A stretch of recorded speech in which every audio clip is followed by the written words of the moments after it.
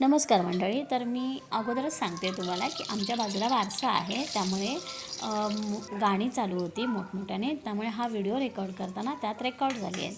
तर असं बालगीतं बडबड गीतं सुरू होती. तर आज मी तुम्हाला मोरीची रेसिपी दाखवते, मोरी मासा. तर आम्ही इथे कोकणामध्ये त्याला मटणही म्हटलं जातं, मोरीचं मटण. तर हे बघा, अशा प्रकारे मोरीला मी हळद मीठ सगळं स्वच्छ धुवून घेऊन लावून ठेवलं होतं. त्यानंतर कढईमध्ये तेल गरम केलं, त्या आलं लसूण पेस्ट कांदा घालून छान परतवून घेतलं.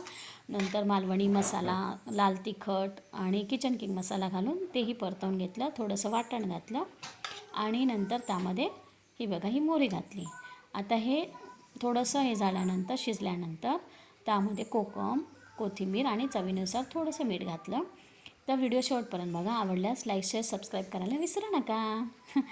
तर हे बघा, मोहरीला पाण्याची जास्त गरज लागत नाही, कारण मला हे सुकं बनवायचं होतं, त्यामुळे मी जास्त पाणी घातलं नव्हतं. तर मोहरी मटण असेल तर सोलकढी केलीच जाते. तर हे ताटही मी तुम्हाला दाखवते. हे बघा, भात आहे, मोहरी आणि सोलकढी, कांदा लिंबू आहे. व्हिडिओ शेवटपर्यंत पाहिल्याबद्दल धन्यवाद.